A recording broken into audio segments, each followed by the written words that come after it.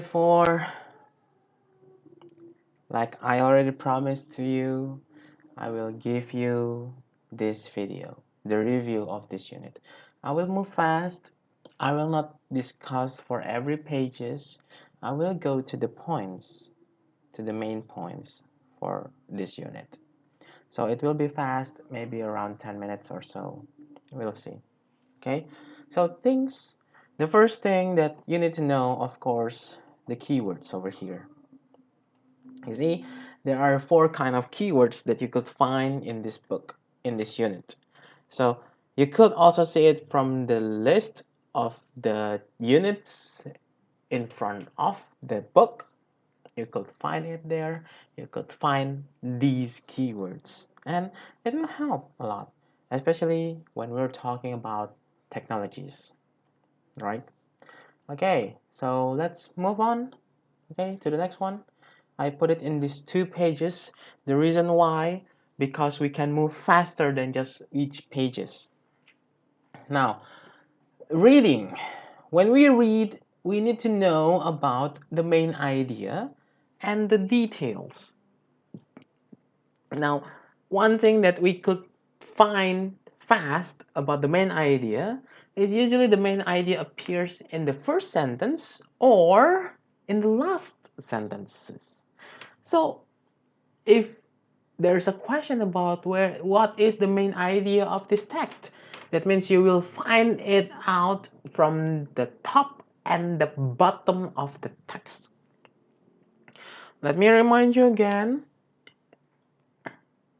when you're in a test and there's a text to read the questions first, and then you find out the answer in the text.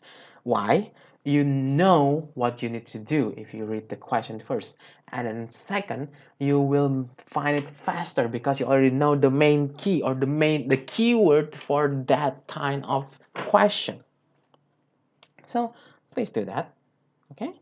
It will help you a lot and it will makes you faster in any kind of language tests. Okay? Moving on. We know about technology. We already done the reading. You're good. You're done it well. Thank you very much. Now about the present perfect. Present perfect is about past experiences, okay? When we are not specific about when something happened. So it is like a past tense, but we don't know when it happened. So in here, we're just using the questions. The thing is, with the present perfect, with anything that is perfect, we need to use have or has. Okay? So in here, have you ever lived for a week without technology? Now there are another kind is like, has he ever tried this dish before? Because we don't know when he already tried it. So that's why we use present perfect. Now in here we are only using it as a questions. So please keep in mind, if the subject is the I, you, they, we, that means we have to use have. While if it's he, she, it, we have to use has in here. Okay? And we all need to use ever because we're asking something. Something that maybe or maybe not he ever done it. Okay? And of course, the verb, the action is in verb tree. So you need to know about the verb tree, not only verb 1 and verb 2, but also verb 3. Okay, moving on about the oracy. Now, when you want to ask questions, okay, to get further information and then you clarify about it, you try to ask with questions that is probing question. What is the meaning of probing question?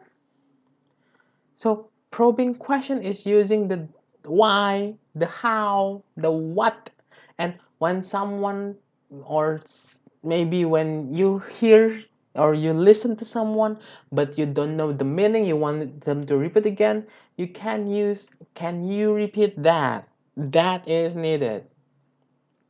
So about the clarity, that means, is that clear? Have you understand about it? That's why I always ask after the end of the lesson, do you have any questions? And then you said no, and that means I hope that you already learned a lot.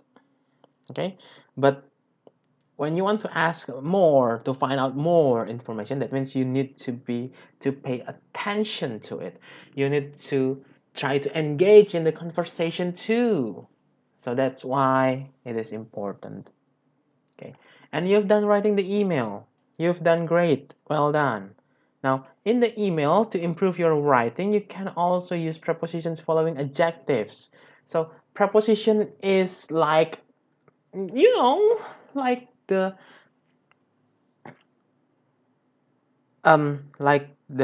up, down, left, right. That is a preposition. But in here we are using be curious, be happy. Okay, the curious, the happy is using the adjectives. Those are adjectives. But now we're using about, with, or at. Those are the preposition of the text. So be curious about something. Be happy with it. Be surprised at the party. Those kind of things, okay? To improve your writing. Now let's move on. We skipped this one, but this is also about facial expressions. We already read it in here. We read it in here.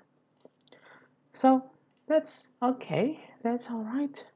Now let's move on to this. The grammar again. Used to and didn't used to. This is easy.